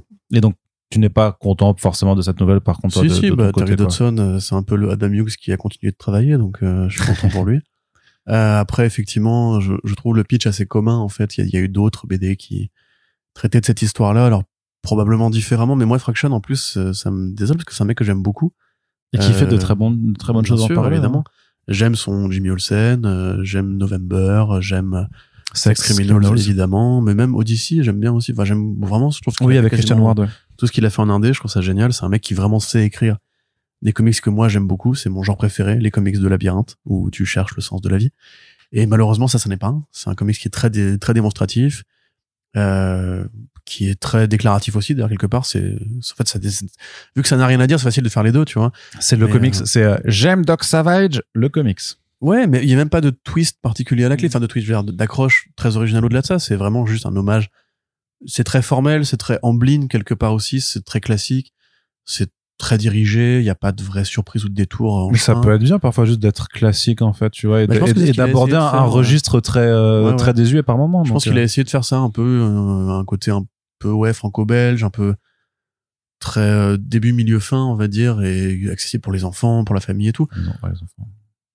Oui, enfin tranquille, c'est pas non plus les grands enfants quand même. Bah c'est pas une BD jeunesse non plus quoi. Non, une BD jeunesse, mais c'est une BD qui est grand public, tu vois, oui. c'est par rapport à c'est du Mad Fraction mainstream clairement. Oui. C'est ça, et je pense que c'est pas le meilleur Fraction. Non, tout simplement. Mais en tout cas, ça revient. Donc si vous suiviez la série en VO jusque là, ben vous serez contente de savoir qu'elle revient, et puis comme dit, si vous l'avez en VF, peut-être que Glénat se motivera à sortir la suite, puisqu'ils l'ont fait en hors collection dans un grand format qui est plutôt joli. Pour le coup, les albums sont assez jolis et tout ça. Donc ça fait partie de ces titres qui continuent quand même en comics, même si le label en tant que tel Glénat Comics n'existe plus. Du côté de la VO encore, Valiant Beyond, le relaunch est confirmé. On en avait parlé il y a quelques semaines ou peut-être le mois dernier de cette rumeur qui nous était venue de Richard Johnston de Bleeding Cool, qui comme toujours est bien informé, et c'est pour ça qu'on relaie souvent une partie de ses propos sur le fait que Valiant allait tenter Valiant avec Alien Books qui est l'éditeur qui s'occupe du catalogue Valiant maintenant depuis 1 an et demi, 2 ans. Donc ils allaient tenter une forme de relaunch à la Absolute, à la Ultimate, c'est-à-dire des nouvelles séries avec des versions différentes de ces personnages que l'on connaît. Rappelez-vous, dans ce front page où je vous en avais parlé, j'avais fait un petit peu le point juste sur l'historique avec les 3 grandes périodes qu'on peut connaître, les périodes originelles, la période Acclaim et la période Dinesh. Sachant que techniquement même les bouquins faits avec Alien Books découlaient encore de cette continuité de 2012 lancée quand Dinesh avait tout relancé Alien. Donc là ce serait une nouvelle continuité vraiment pour ces personnages avec Valiant Beyond, puisqu'on va vraiment prendre des personnages avec 0 passif. Vous n'avez pas besoin d'avoir lu quoi que ce soit avant, et même si vous les connaissez pas, en fait c'est la bonne façon de les découvrir. Alors on aura Bloodshot numéro 1 qui amorcera cette grande période de relaunch avec Mauro Mantella à l'écriture, qu'on a déjà vu sur Bloodshot Unleashed Reloaded avec Dennis Camp, et Fernando Heinz Furukawa au dessin. Donc c'est toujours ces équipes créatives avec des noms qu'on n'a pas forcément l'habitude de voir, ou qu'on peut même dire qu'on ne connaît pas du tout, parce que c'est ce que fait Alien Books. En fait, ils vont recruter beaucoup, j'ai l'impression, du côté notamment de l'Amérique latine et de l'Amérique du Sud pour leurs comics, et donc c'est pas forcément des noms que nous on suit et qu'on connaît. Et donc là c'est un Bloodshot très japonais dans l'esprit. En tout cas, l'histoire se passe au Japon. Il va affronter en fait des gens qui prennent des drogues, qui ont des seconds effets vampiriques, donc clairement qui déclenchent, j'imagine, une soif de sang. Donc forcément, c'est Bloodshot. Ce sera évidemment extrêmement sanglant et violent, ce qui n'est pas pour me déplaire, bien entendu. Et c'est vrai que alors ils disent vraiment nouvelle origine, nouvel univers, nouveau point d'entrée, aussi un prix à $3,99, ce qui est pas trop mal, parce que les comics de Alien Books c'était quand même un peu plus cher que d'habitude. Et dans le second temps, il y aura Tales of the Shadowman, une nouvelle série, donc Shadowman, qui est faite par contre par la même équipe créative que la dernière série la dernière mini-série qui s'appelle Shadowman Soul Eaters, donc avec Eiji Ampadu au scénario et Sergio Montes au dessin. Et donc là, ça se passe dans une version utopique idéalisée de la Nouvelle-Orléans, et en fait c'est une inspectrice qui va faire appel au Shadowman pour contrer en fait une nouvelle menace en ville qui apparemment est liée au Deadside, donc au pays des morts. Et apparemment là c'est vraiment le concept, c'est le Shadowman dans cet univers. C'est peut-être pas Jack Boniface d'ailleurs, on sait pas encore. D'ailleurs c'est non, parce que je crois que c'est une Shadowman en l'occurrence, mais c'est quelqu'un, une Shadowwoman du coup. C'est sûr. Oui, mais après, c'est le blast. Je sais pas, on connaît pas, c'est nouvelle origine, nouveau starting point, je l'ai pas encore lu. Et donc, à part mes parents, c'est vraiment un peu, la personne que t'invoques un peu quand t'as besoin d'aide, en gros, et que t'as des problèmes liés au surnaturel. Donc je sais pas si ça pourrait prendre une dimension un peu procédurale, tu vois, un peu l'enquêtrice, un peu supernatural en fait, la super enquêtrice que t'appellerais pour contre des menaces obscures. Mais ce qui est intéressant par contre, c'est que vraiment du côté de Alien Books, ils ont dit on promet au moins 12 numéros pour chacune de ces nouvelles séries. Donc, c'est vraiment le retour des ongoing chez Valiant. Ça, c'est aussi quelque chose d'important puisque jusqu'à présent, même sous Alien Books, en fait, ils se sont limités à des mini-séries, à des choses qui étaient 4 numéros généralement, je crois, maximum. Je crois qu'il n'y a jamais eu quelque chose de plus long que 4 numéros pour le moment. Donc, c'est plutôt... X Manowar de Liam Sharp, c'était Alien? Ça a commencé avec ça a commencé chez Valiant et ça s'est terminé chez Alien. C'était 6 numéros, ça, non? Je sais plus, mais en fait c'était une publication bizarre. Non, je pense que c'était 4 gros numéros en fait. Mais Okay. voilà. Après oui parce que je dis que c'est que des mini-séries. Après parfois la pagination elle est plus importante, ce qui fait que ça fait des gros albums après.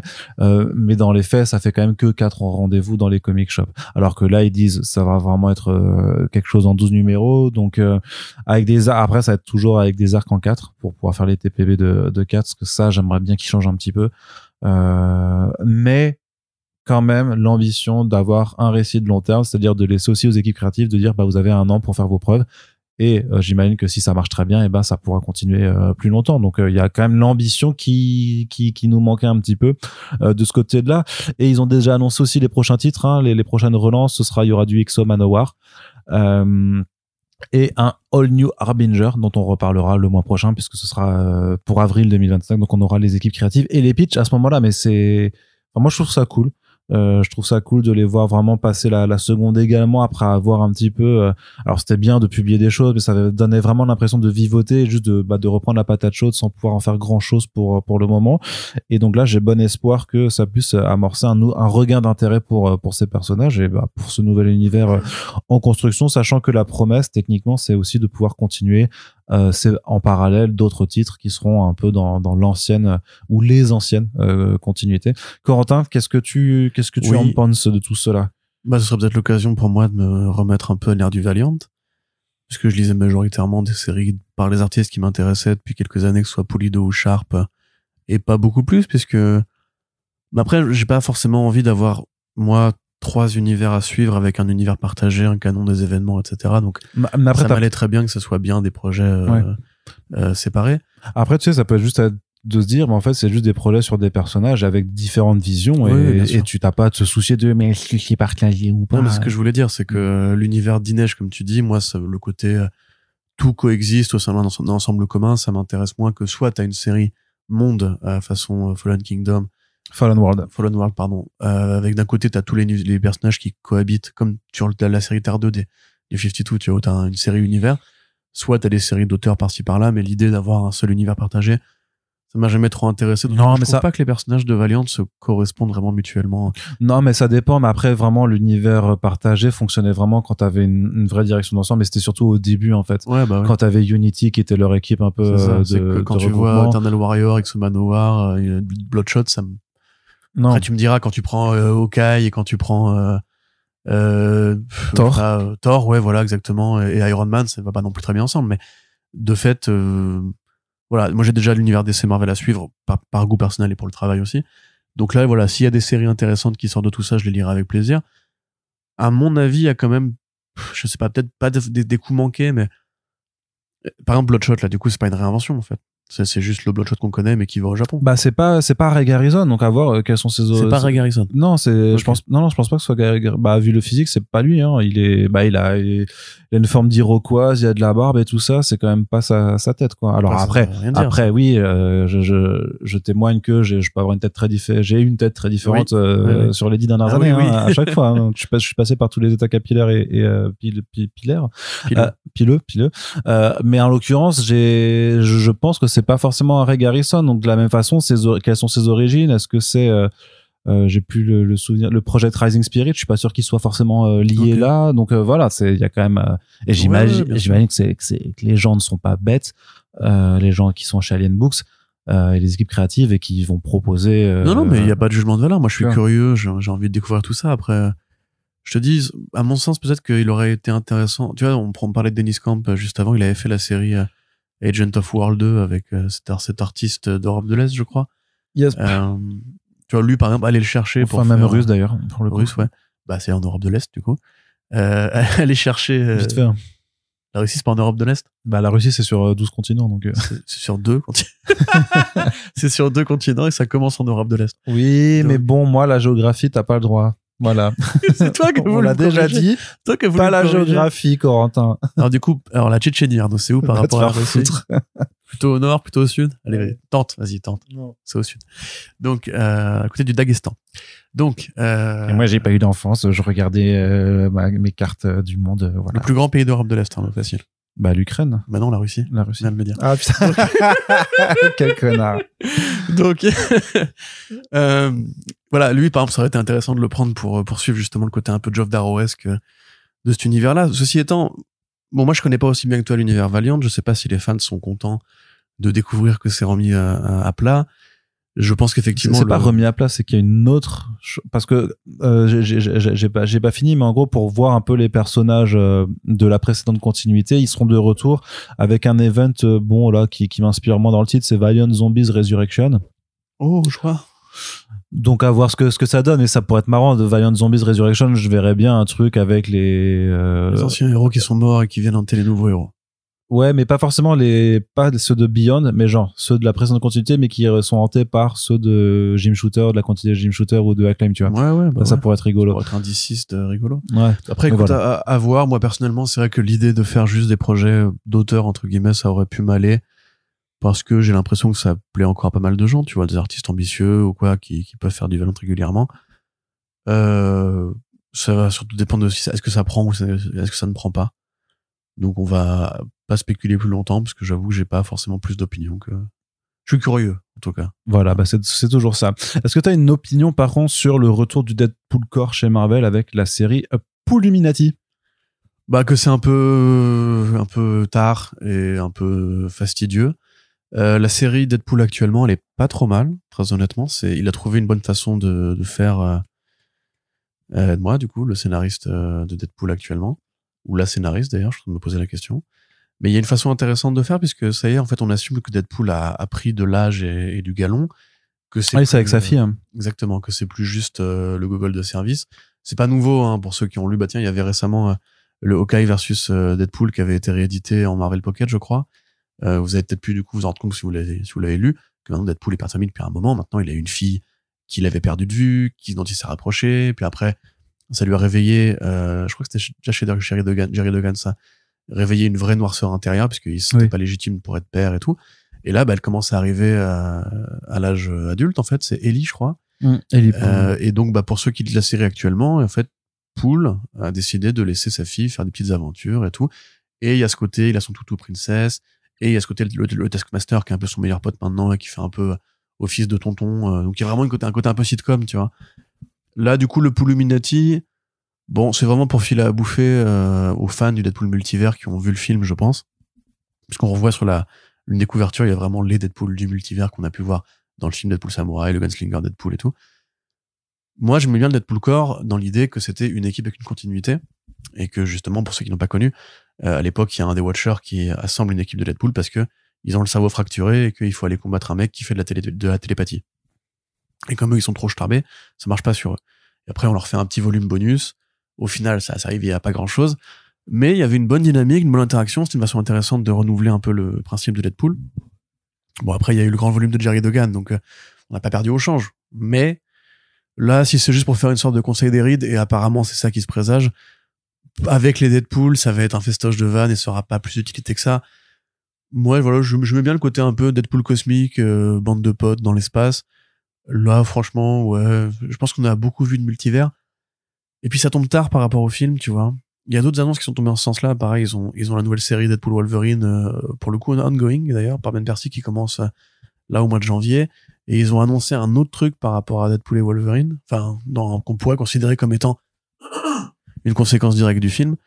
Ah, mais c'est pas juste la version imprimée du webtoon qu'ils avaient fait. Ouais, peut-être, ouais. Je me sens un peu le dernier Parce truc. que l'été dernier, quand même, on a beaucoup parlé de Deadpool et Wolverine, mais c'était beaucoup des projets Wolverine. Ouais, en fait, il y avait Deep Cuts de Claremont, il y avait Wolverine Revenge et tout. Oui, mais, Et après, à la rentrée, ils se sont dit Attends, merde, on a loupé le créneau. Ouais, là, c'est question triviale, mais Corentin, entre Wolverine et Deadpool, qui vend le plus? Mécaniquement Wolverine. Bah voilà, il revient la la semaine prochaine avec le panier garni. C'est ça qui est assez rigolo, c'est que Marvel Comics a vraiment méprisé le côté Deadpool de Deadpool et Wolverine, alors que c'est littéralement le héros. Et en même temps, est-ce que c'est pas parce qu'il y avait Wolverine dedans que le film a fait plus d'un milliard, pas exagéré, les précédents, ils ont fait 700-800 millions, tu vois, donc ça va. Ouais, mais justement, c'est Wolverine qui a permis de faire passer au-dessus. Après, moi, je me plains pas, hein. Wolverine Revenge, c'était bon. Si on met de côté la carte Red Band, c'était une série sympathique. Je dirais pas plus que sympathique, parce que j'étais quand même un peu déçu de Capullo. L'ampleur et pas que de Capullo, même de Hickman, je trouve que ça vole pas très haut. Deep Cut, c'était sympa, par exemple. Voilà, le Wolverine World War 3 de Joe Kelly aussi. C'était agréable de retrouver Joe Kelly qui écrit bien. Qui vient de sortir en VF pour le coup. Voilà, pour le coup. Après Joe Kelly, clairement, il s'intéresse plus à Deadpool qu'à Wolverine dans la série. Mais donc oui, voilà, ce projet arrive un peu sorti du chapeau, un peu, regardez, rappelez-vous, on a ce personnage-là. Il s'appelle même pas le Deadpool Corps maintenant, c'est le conseil des Deadpool. Ouais, c'est le Deadpool Illuminati. Bon, ça a rien à voir avec les Illuminati, qui sont pas des trucs liés au multivers. Les Illuminati, c'est au sein d'un univers, c'est eux qui régissent les forces en présence. Là, je vois pas le rapport. C'est vraiment le conseil des Reed avec Deadpool. En plus, ça aurait pu l'appeler le conseil des Wade, tu vois. Donc, bon, au moins, c'est en canon. Ça, c'est cool. Au moins, c'est l'occasion, pareil, de faire vivre la famille Deadpool un petit peu. Mais c'est écrit par Zach Gorman qui a fait pas mal de Rick and Morty, donc j'imagine que sur le côté multivers, ça peut être fun. Ça va être comique, pas de souci, mais juste, bon. Seulement pas plus que ça non plus. J'en ai rien à foutre. Merci Corentin d'avoir pris de ton temps pour parler de quelque chose dont tu n'as rien à foutre. Et pour terminer la partie comics, et on termine avec Marvel également, et là clairement c'est aussi l'actualité sur laquelle on va pas avoir grand chose à dire, mais c'est important juste de dire que ça existe. Et justement tu parlais de Jonathan Hickman avant, il sera de retour pour un nouvel événement, pour le coup un gros truc a priori l'été prochain, qui s'appelle Impérial, récit cosmique, c'est tout ce qu'on peut dire a priori pour le voilà, et c'est tout. Qu'est-ce qui fait dire ça? Bah parce que le visuel c'est dans l'espace quoi. Bon, tu sais, les visuels de Marvel c'est souvent devant Ce sera spatial et je me demande c'est quoi ce cri chelou? Et je me demande même si c'est pas un event suite à Gods pour le coup. Non. Bah si. Bah non. C'est le crossover Ultimate de l'année prochaine. Mais non, on sait déjà qu'il s'appelle Ultimate le crossover Ultimate. Le teasing, ils mettent toujours des mots-clés à la con. C'est juste avant la rentrée, quand le Maker sort de sa prison. Non. Impérial, c'est l'empereur Maker. Non, parce que t'as des taglines. T'as la tagline, la fin du début. La fin du début, là, c'est Ultimate. The end of the beginning, mais n'importe quoi. Bah, et la nature a horreur du vide, donc non, c'est pas. Parce que justement, il y a un vide de leadership. Ok, tu veux parier que c'est. Ok, allez, voilà, on a parié. Donc, pour moi, Imperial ne sera pas lié à l'univers Ultimate. Voilà. Pour moi, si. Très bien. Et ben on en a terminé pour cette actualité. Mais ça me paraît logique. En fait, ils avaient dit dans le FCBD qu'il y aura un événement Ultimate l'été. Oui, mais qui s'appelle Ultimate. Oui, mais là c'est un mot clé teasing, c'est tout. Mais non, là, Imperial, c'est le titre de la publication. Elle s'appellera Imperial, donc c'est pour ça que ça. Mais ça peut pas être une suite de Gods. Non, mais moi je dis ça comme ça parce que c'était nul à chier. Non, c'est pas nul à chier. D'accord, Gods c'était pas intéressant. C'était décevant par rapport à ce que ça aurait pu à l'écrire. Mais non, mais parce que Gods par rapport justement au côté très cosmique, mais de la magie contre la science, c'est quand même des êtres de puissance supérieure. Là, t'as quand même un impérial, ça, forcément, ça t'évoque aussi une idée de grandeur. Donc, je disais, ça veut dire, oui. Mais ça se trouve, ça n'a rien à voir. Ça n'a rien à voir ni avec Gods, ni avec quoi que ce soit. Ça peut être impérial. Il y a pas d'autre empereur dans la gueule. Non. En plus, il a fait déjà le cosmique, il a fait Infinity. La magie, il a fait le Shield, il a fait les Fantastic Four, non, pour moi, ce serait logique, parce que ça fait The End of the Beginning, c'est la fin des 2 premières années de l'univers Ultimate, qui était foutu comme ce compte à rebours introductif où il réveille tous les personnages. T'extrapoles, frérot, tu le fais bien, mais parce que ça donne envie de te croire, mais à côté, t'as Rise of Emperor Doom. Donc, tu pourrais dire que c'est l'Empire, mais pourquoi Hickman aurait été mandaté pour faire ce crossover-là, qui est clairement un truc qui a été filé à Ryan North et à Jed McKay? Je vois pas pourquoi, Même la couleur choisie pour le teasing, c'est celle du Maker, tu vois. Enfin, c'est le bleu blanc des FF avec le truc brillant du casque du Maker. Non, moi je suis d'accord avec moi-même. Tu donnes, hein, je te dis, ton raisonnement n'est pas. Qu'est-ce qu'on a parié au fait là? Je sais pas. Je vais décider quand j'aurai gagné. Alors. Un falafel. Mais tu m'en donnes au moins 3, frère. Ouais, mais celui-là pour le coup, ce sera difficile de s'y soustraire parce que clairement, je me souviens. Le problème, c'est que les autres, souvent, je me souviens pas parce qu'on en a fait beaucoup des paris aussi, donc je me rappelle pas forcément. Là, clairement, sur celui-là, vu que ce sera de toute façon le gros event de l'été prochain, ce sera difficile de pas se souvenir et tu pourras pas faire. Enfin, le gros event de l'été, ça restera Emperor Doom, hein.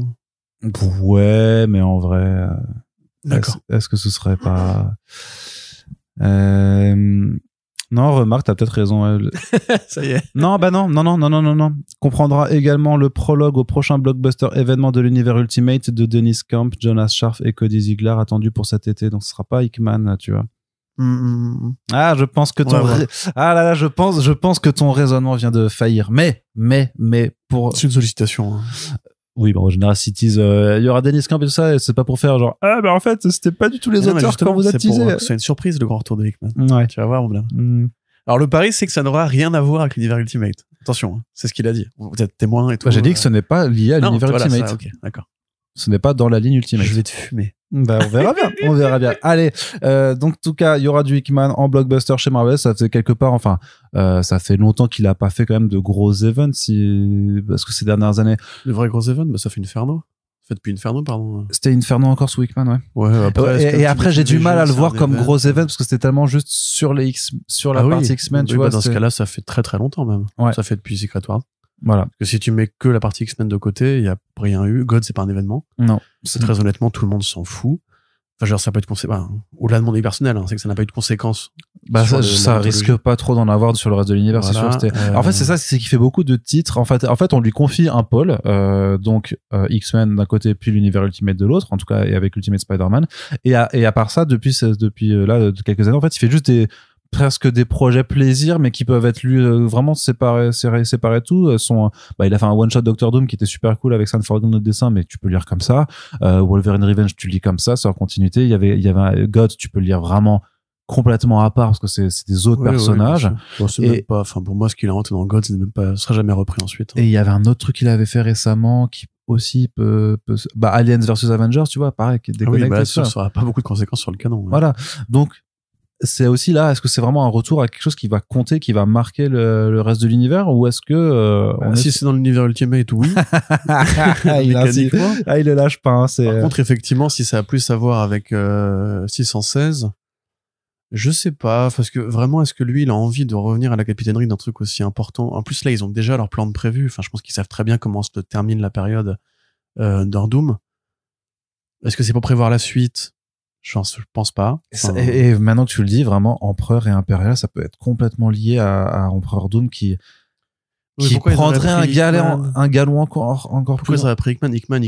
Dans ce cas-là, il aurait fait le truc depuis le début, comme il l'avait fait avec Rise of... Bah non, parce qu'il avait pas le temps d'écrire le prologue, en gros. Et lui, il était là pour le main event. Non. Je pense que c'est vraiment c'est le projet d'Ed McKay, à mon avis. Quand tu lis son Doctor Strange depuis le début, c'est lui dans Bloodhound qui donne les pouvoirs à Doom et tout. Même pour un taf d'exécutant, donc un mec qui écrit l'histoire, ça a plus de sens de prendre McKay, qui est le scénariste des Avengers et des X-Men. Non. Oui, mais McKay, il fait l'ascension de Doom sur Terre, et puis Hickman, il l'emmène dans un autre. J'en doute fort. On verra bien. À la limite, peut-être, t'aurais la raison sur le truc, c'est un truc vraiment très cosmique, très loin de la Terre. Pourquoi pas? Mais je vois pas quel film pareil pourrait motiver ça, parce que. Bah attends, ils peuvent aussi faire des comics sans film. Mais si. Si, remarque, God, ce n'était pas lié à un film, voilà. C'était pas ouf. Non, c'était pas que pour ça. Bah non, parce qu'ils font plein de trucs, il y a des films qui sont pas ouf non plus, donc non. Oh non, t'exagères, tout était toujours bien chez Marvel. Non. Allez, Corentin, on en a terminé pour la partie comics, résultat des courses. Enfin, on sera fixé assez rapidement au début de l'année, je pense. Et donc, du côté des écrans, Creature Commandos pour la partie série télé. Creature Commandos est renouvelé pour une saison 2 et ça fait ultra plaisir. Ouais, bah c'est une grande surprise. Après, moi, j'ai pas vu la fin, contrairement à toi, donc je vais parier sur le fait que tout le monde ne sera pas envie. On le sait déjà, puisque sans spoiler alert, il y a déjà des mecs qui sont morts pour la première saison. La production avait déjà évoqué l'idée d'une suite, et le fait que le créateur de la série, qui est dans le générique, soit aussi le grand patron du studio, ça aide un peu. Mais ceci étant, les retours sont bons.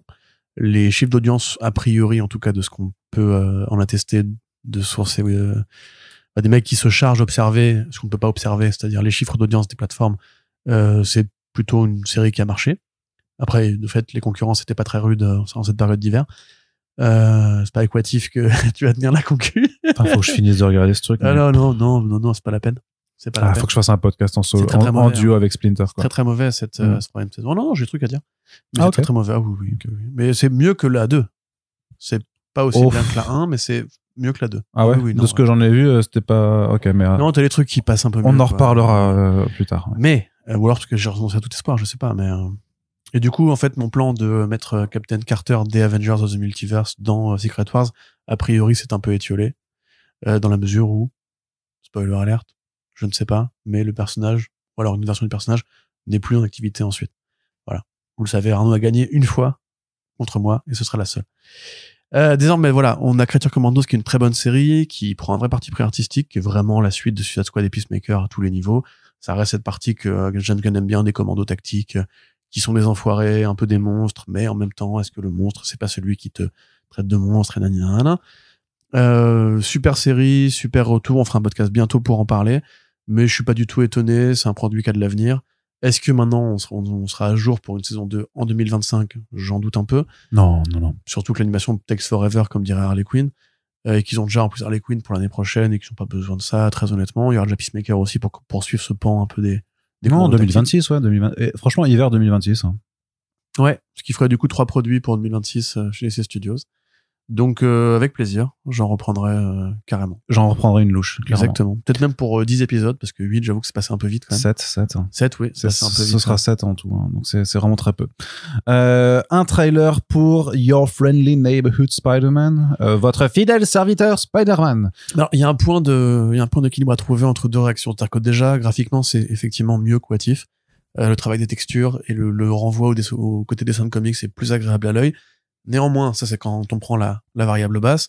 Si on prend la variable haute, c'est pas Spider-Verse, ça singe Spider-Verse, voilà. clairement, ça tient pas 2 secondes dans la même pièce. Ça veut reprendre le découpage avec des casques qui arrivent. Vraiment, le premier plan, c'est ça, quoi. C'est vraiment, ah oui, c'est vraiment la scène du lycée quand Miles vient d'être mordu. Ouais, bien sûr.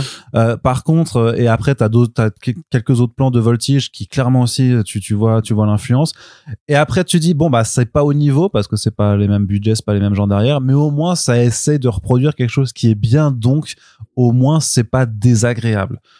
Et c'est vrai que clairement, je souffle le chaud et le froid quand je vois cette bande-annonce entre, ok, je trouve que vraiment le fait d'avoir cette patte en plus il y a des artistes de comics qui ont, c'était pas Paolo Rivera notamment, je crois, qui avait oui, Leonardo Romero, Paolo Rivera et un autre mec, j'ai oublié son nom. Voilà. Donc en fait, tu dis, ok, mais donc il y a des artistes de comics qui ont bossé sur la DA et vous en avez fait des putains de modèles 3D moches. Oui, mais c'était entre guillemets un peu couru d'avance, tu vois. Au début, on pensait. Oui, mais au début, on pensait que What If aura un style différent par épisode. Hein. On est peut-être simplement plus ambitieux. Ça, c'était pas qu'on y pense. Ça, c'était un wishful thinking, tu vois, c'était un souhait, un vœu pieux. On avait fait un pari aussi à l'époque que t'avais perdu, comme d'habitude. Bah, pour le coup, j'ai perdu. Donc, tu vas me dire que j'en ai gagné un avant, mais. Mais si tu veux, le problème, c'est que Marvel Studios n'investit pas d'argent dans l'animation. Et c'est tout. C'est la fin de cette phrase. Il y a X-Men 97 parce que c'est la suite d'un dessin animé qui a été fait dans une méthode tradie à l'époque. Ils ont fait What If, ils font le Spider-Man, ils font Marvel Zombies. Oui, non, mais c'est de la merde. Enfin, je veux dire, graphiquement, c'est toujours la même technique. Ouais, mais techniquement, c'est du pognon investi, quoi. Non, mais dans le sens, ils investent pas beaucoup de pognon, si tu préfères. C'est l'animation, c'est pas justement un truc qui leur demande un effort conséquent, parce qu'ils prennent toujours la même technique de 3D. Oui. Sur laquelle il faut je pense que ça leur coûte quand même, effectivement, ils investissent pas d'ambition artistique, par contre. Enfin, c'est bizarre, quoi. Ils investissent pas parce que c'est des nuls. C'est-à-dire que, non, mais c'est pas, voilà, je veux pas dire que Kevin Feige est un nul, Brad Hamilton, c'est pas ce que je veux dire. Mais c'est que eux, en fait, c'est comme Disney qui fait ses remakes de dessins animés en 3D. Alors, eux, c'est des nuls. Je veux dire, en image réelle, tu vois. Eux, c'est des nuls, par contre. Il y a plus d'investissement qui est fait chez Disney, en tout cas beaucoup, beaucoup moins qu'avant, dans l'animation en 2D traditionnelle.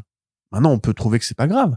À une époque, Warner Bros, alors c'est moins le cas depuis que David Zaslav est arrivé, produisait encore régulièrement des nouvelles séries animées en 2D, pas que pour les adultes, mais régulièrement. Voilà, il y avait Mystery Train et tout, ou pas Mystery Train, je sais plus. Bref, beaucoup de trucs ont été annulés après. Même Acme versus Coyote, tu vois, il y avait des envies un peu de pousser justement les savoir-faire traditionnels ou l'hommage à ce catalogue-là. Disney, non, ça les intéresse pas. La preuve, Moon Girl a été a priori annulée. On n'a toujours pas le constat officiel, mais Moon Girl, qui était une super série en 2D, façon Cartoon Network, façon Adult Swim, de la grande époque, avec des couleurs, une vraie esthétique Spider-Verse, produit que personne n'a regardé en France à part moi et Océane, hein, clairement. Et ben, ce truc-là a été annulé. Mais je veux dire, tu prends n'importe quelle scène de plus de 3 secondes de Moon Girl, ça éclate la tronche à ce trailer. Et c'est tout, c'est comme ça. Donc, maintenant, il faut se contenter de ce qu'on a, en fait, grosso modo. Si on considère que le studio ne fera jamais autre chose, si on met de côté 97, comme animation, que ce rendu 3D, qui clairement bouge dans un espace 3D, avec des textures en cel shading, enfin, c'est pas les cel shading, mais avec des aplats de textures qui veulent faire comics, et qu'on n'aura jamais mieux, eh ben oui, dans ce cas-là, c'est mieux foutu. Maintenant, moi, je reste quand même extrêmement critique. Je trouve qu'il n'y a pas de gag qui marche dans ce trailer. Il n'y a pas une grande générosité. On voit pas le reste des vilains alors qu'on sait qu'ils seront là.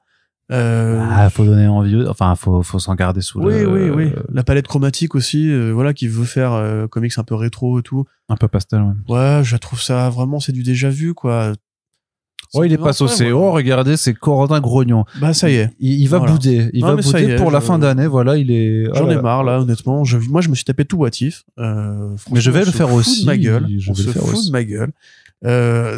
L'épisode Bollywood là où tu fais regardez lui il est rigolo. Ah non, mais c'est un scandale. Non, il est sympa lui. Mais non, c'est scandaleux de faire des c'est un vrai travail les chorégraphies qu'ils font à 100 figurants, et là tu dis ouais regardez on va faire la même chose, mais c'est facile quand tu fais juste copier-coller tes putains de modèles 3D dégueulasses là. Ah bah oui, mais bon, la Corée, mais c'est un scandale, c'est moche. La Corée, c'est un scandale. Et c'est raciste. Et c'est une c'est une insulte à ce que font vraiment les films bollywoodiens, quoi, vraiment. Et je suis pas le plus grand connaisseur. Ah bah j'avoue, là, pour le coup, moi, c'est pas un critère qui rentre dans mon cerveau. Ah, moi, ça m'a sorti du truc. J'ai fait, mais c'est ridicule, quoi. Vraiment, c'est vraiment, on essaye de faire, c'est moi qui suis grognon après. Pardon, oui, non, mais vraiment. Yeux, là, il est animé par les flammes de la violence. Là. Bah, en même temps, c'est ce que je voulais dire, moi, Arnaud, par rapport à ce sujet-là. Le Godzilla Hulk, putain, mais ah là là. Mais au global, tu vois, voilà, c'est en comparaison de What If, ça a l'air de vouloir raconter un truc. Oui, ce sera sûrement mieux. La proposition est originale et c'est l'occasion de faire du vrai Spider-Man et pas le Spider-Man de Tony Stark, on va dire. Bah, ce sera celui de Osborn, donc bon. Oui, mais c'est plus cohérent, quelque part. Tu vois, c'est plus cohérent que Norman Osborn sponsorise Spider-Man que Tony Stark et qu'il lui fasse un costume façon Iron Suit, tu vois. Iron Spider. Tu connais Civil War? Oui, mais c'est une période, putain, tu m'emmerdes, là. Donc, tout ça pour dire que, je vais pas m'énerver, mais franchement, je trouve ça on se tend, tu vois, c'est marrant, on se tend, on parle de Marvel Animation et d'un coup on devient tout tendu, alors passons à la... Mais non, mais Sony voulait faire une série animée Spider-Verse en reprenant leur technique d'animation. Oui, avec les Spider-Woman en plus, avec les héroïnes. Ouais. Faites ça, bordel, plutôt que de faire 4 ans entre chaque film. Voilà. Allez, on termine du côté des écrans et ce sera que du côté de Warner Bros avec le DCU. Mauvaise nouvelle, enfin bon, c'est pas si grave que ça, mais The Batman 2 est une nouvelle fois repoussé et est calé au 1er octobre 2027. C'est vraiment, je vais être très négatif pendant tout ce podcast. Mais faut pas être négatif parce que... qu'il y a une bonne nouvelle à la fin, donc ça va. Oui, et puis enfin, faut pas être négatif là-dessus parce que non, mais attends, mais Corentin, il y a eu 6 ans entre Guardians 2 et Guardians 3, donc là 5 ans entre Batman et Batman 2, ça va, c'est pas, moi, on n'y est pas encore, quoi. Enfin, j'étais content que ça sorte. Non, mais il y a eu 14 ans entre Alien, enfin il y a eu je sais pas combien d'années entre Alien et Aliens. Ça n'a rien à voir. Mais si. Et 25 ans entre Twin Peaks saison 2 et saison 3, donc c'est bon, tout va bien. Non, mec, c'est 5 piges, là, normalement. Ça fait 2 fois qu'il leur pousse. Mec, sors-toi les doigts du derche et écris-moi ce putain de scénario. Tu me fais Mr. Freeze à Noël avec un pistolet blaster. Mais voilà. Et en même temps, c'est après, tu sais, bien sûr, je suis très content, ce film est bien, etc. C'est leur modus operandi de dire, en fait, on met pas de green light tant qu'on n'a pas un script complet. Et là, clairement, ils veulent vraiment, ouais. bah, c'est leur modus operandi. 3 sur l'écriture. 2 maintenant. C'est que Mattson normalement, c'est que Mattson et Matt. Comment il s'appelait l'autre, là? Peter Craig? Non, pas Peter Craig. Son pote qui avait coécrit le premier. Oui, mais c'est, a priori, c'est Mattson Tomlin vraiment qui est le principal scénariste pour le coup, et tu peux comprendre qu'ils aient vraiment envie d'avoir le truc le plus carré possible. Je préfère attendre 5 ans et avoir vraiment un excellent film qu'en attendre 3 et avoir un truc super oui, non, mais là, c'est pas une comparaison légitime, Arnaud. Quand tu raches les trucs moi, je préfère attendre 20 ans et avoir un film extraordinaire alors que d'attendre 1 an et d'avoir un film de merde. Tout le monde, en fait, la plupart des gens sont comme ça. Oui, mais là justement on est sur des horaires. Le truc c'est que je pense ça me saoule. Ça fait 5 ans, c'est trop long. Non, mais voilà, mais ce que tu dis là, je pense que c'est vraiment un stigmate. Tu te rends compte que Macron sera plus président d'ici là? C'est ça, bah oui, mais tu comprends que c'est un stigmate aussi de cette culture du tout maintenant, machin, il faut peut-être arrêter aussi. Mais il y a des gens qui vont mourir d'ici là, Arnaud, ils ne pourront pas voir le film. Tout ça à cause de Matrix. Mais si ça se trouve, on sera mort. C'est cet égoïsme. Ça se trouve, non, on sera mort d'ici 2027. Après, ceci étant, pour de redevenir un peu sérieux, je pense que ça justifie le fait qu'ils vont quand même vraiment faire une saison 2 à The Penguin. ou un Bah, autre pour le spin-off coup, en ouais, intervalle. oui, là, C'est par contre, obligé. bah, là, il va falloir Voilà, parce que euh, pour occuper les fans, que l'esprit de marque, machin, etc. une saison 2 de The Penguin où il va se passer des dingueries et où Batman sera toujours absent. Oui, c'est ça. Ça, ils vont En fait, faire tu aurais bon. le Bat-Signal, mais il mettra 2 ans à... Ah, putain, Ah, mais surtout que le Bat-Signal s'est allumé J'ai pas au vu. dernier Bah oui. épisode, donc là, ça va être compliqué de dire. J'étais occupé, j'étais sous la douche et tout, ouais, compliqué, voilà. J'écoute du Nirvana en me lissant les cheveux. C'était Non, dur. j'étais parti faire du camping avec Alfred, c'était cool, on a pêché et tout. Avec Selina Qu'est-ce qu'il y a, le plutôt. pingouin? Ah, merde. Mais là, ce que je veux dire, c'est que, est-ce qu'il est possible que le succès de Penguin a motivé une Non, direction non, différente, non, parce que ou je en sais pas si tu... amplitude, Non, mais parce que l'autre jour, on en avait parlé avec Mattson en début d'année et il disait qu'il était toujours affairé au script et quand tu écoutes son ouais, mais en interview. début d'année, c'était il y a 12 mois, du coup. Ouais, mais tu sais que ça prend du temps et c'est juste que la façon, et après il travaille sur d'autres trucs aussi, donc il avait travaillé sur la série Terminator animée là qui était sortie par exemple. Mais tu comprends dans sa façon de travailler que ouais, c'est des choses qui prennent quand même vachement du temps et par rapport à ce délire de validation, c'est comme parce que tu sais après il y a le truc de Andy Muschietti qui a été décalé, mais en fait c'est pas Prevent the Bold, ouais. voilà, mais en fait techniquement il est pas décalé puisqu'il a jamais eu de fenêtre de lancement, tu vois, il a juste dit que c'était un projet en développement, il était pas en production, donc en fait il peut pas être décalé puisqu'il a jamais démarré sa production, tu vois. Mais voilà, c'est juste que clairement ils sont dans une stratégie où ils se prennent le temps et peut-être qu'en fait ça surprend les gens et que les gens s'inquiètent pour rien, simplement parce qu'ils ont tellement été habitués, on a tellement été habitués à avoir des calendriers en disant vous avez 3 films là et encore 3 films là, que d'un coup, quand on se retrouve face à un studio qui ne nous sort pas 3 films chaque année avec un truc ultra rodé, et ben on se dit merde, c'est pas normal, alors qu'en fait, Non, attends, je suis pas d'accord. c'est une mécanique de fonctionnement tout à fait saine. Ça n'a rien à voir. Moi, je te dis pas, on va Laissez les manquer de artistes. films d'essai studios d'ici 2027. Je te dis que le film est sorti en 2022 et que 5 ans pour une suite, c'est extrêmement long, surtout qu'il a été annoncé pour 2025 au départ. Maintenant, après, voilà, ils ont les trucs qu'ils ont à faire. Matt Reeves, il produit d'autres trucs avec Six and Idaho. Il a peut-être envie de pas faire que du Batman dans sa carrière. D'accord, mais ça veut dire que du coup, la trilogie elle-même pourrait terminer encore en 2032. Ça ferait 10 ans de répartition. The Dark Knight Je trouve ça un peu Rises, c'était longuet. 4 ans, donc un an de plus, c'est pas si exceptionnel que ça, tu vois. C'est exceptionnel. Non, pour le coup, En plus, c'est... si le film est foiré, du coup, on l'aura vraiment attendu pour, très longtemps, quoi, tu vois. Après, moi, tu vois, Certes, je sens que mais- le côté positif des choses, c'est qu'on aura, du coup, les gens qui se plaignent de la présence de Batman dans les médias, ou dans les comics, d'ailleurs. Là, pour le coup, effectivement, avec The Brave and the Bold qui est repoussé, et mon pari à moi, c'est 2029 ou 2028 minimum. Putain, c'est tellement... Ouais. Bah oui, regarde, donc t'avais fait le planning, là, de DC Studios.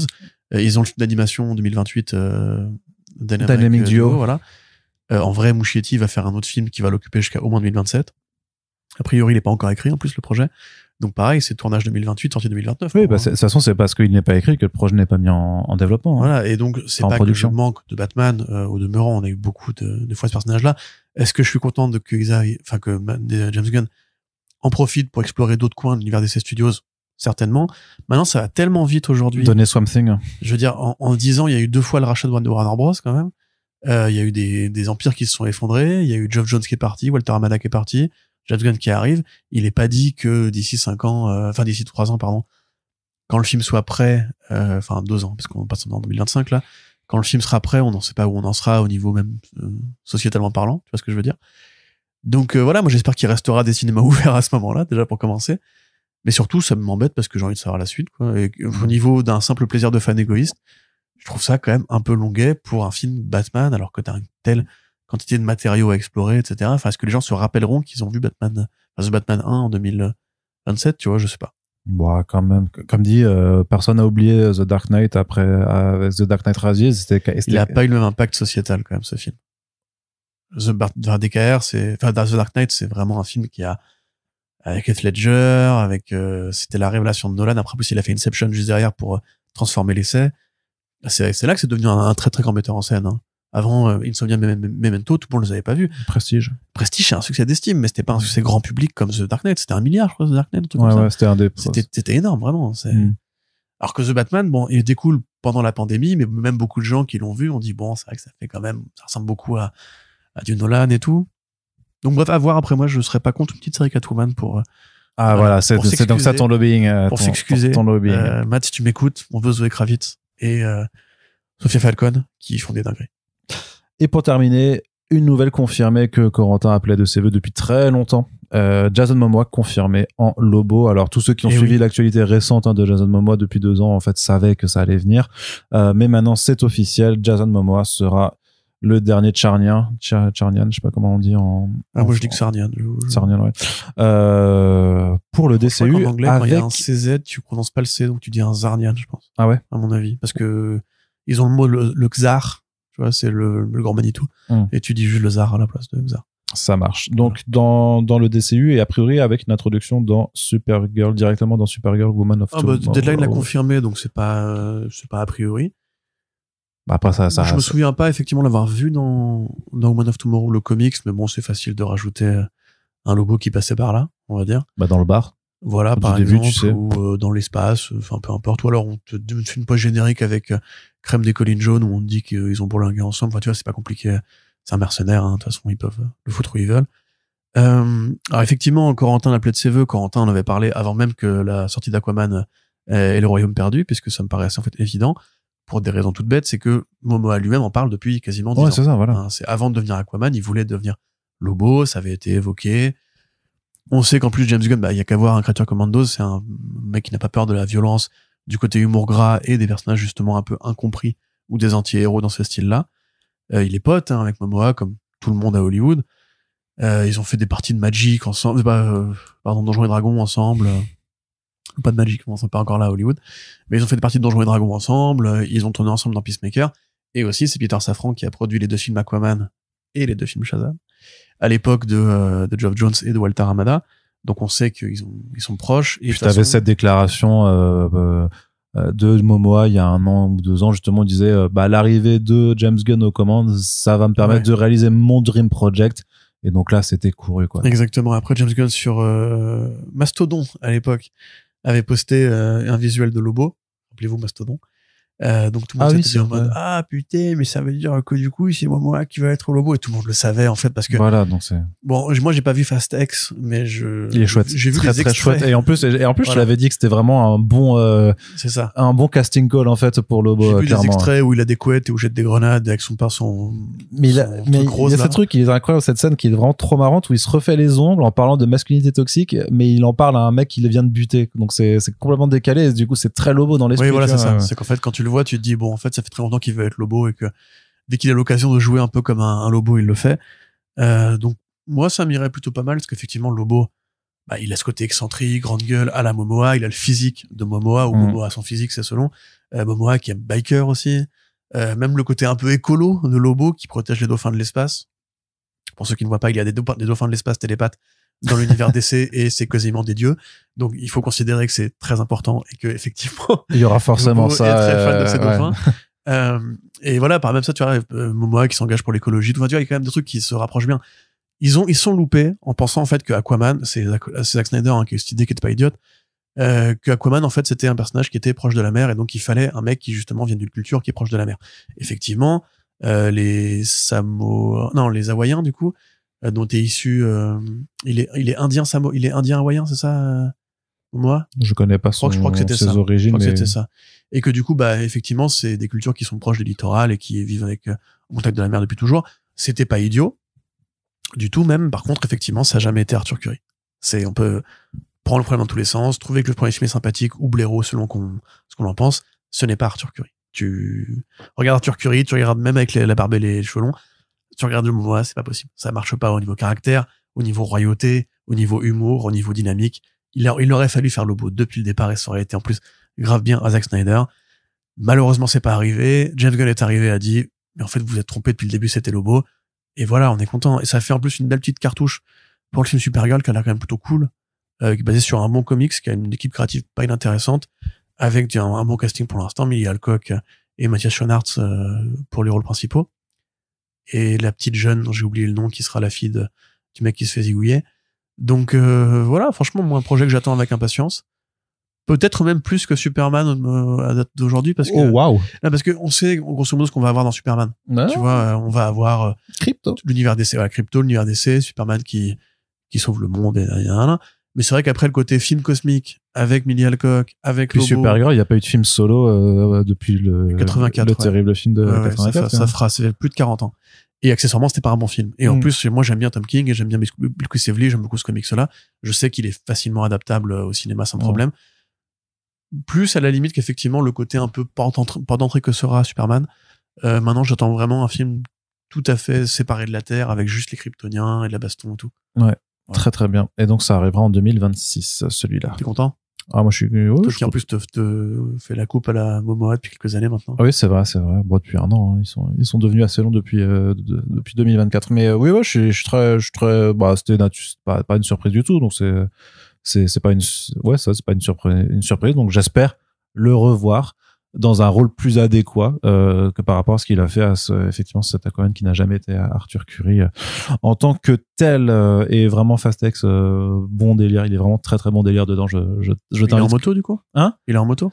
Je sais plus plus sur bagnole, hein, tu sais, Okay. c'est des bagnoles, mais je crois que je me demande s'il conduit pas une moto à un moment, tu vois. Mais vraiment cette scène des ans où il parle de sensibilité et de masculinité à un mec qui vient de buter, c'est vraiment trop marrant, quoi. Ouais, ça fait très Lobo, le décalage est vraiment trop fort.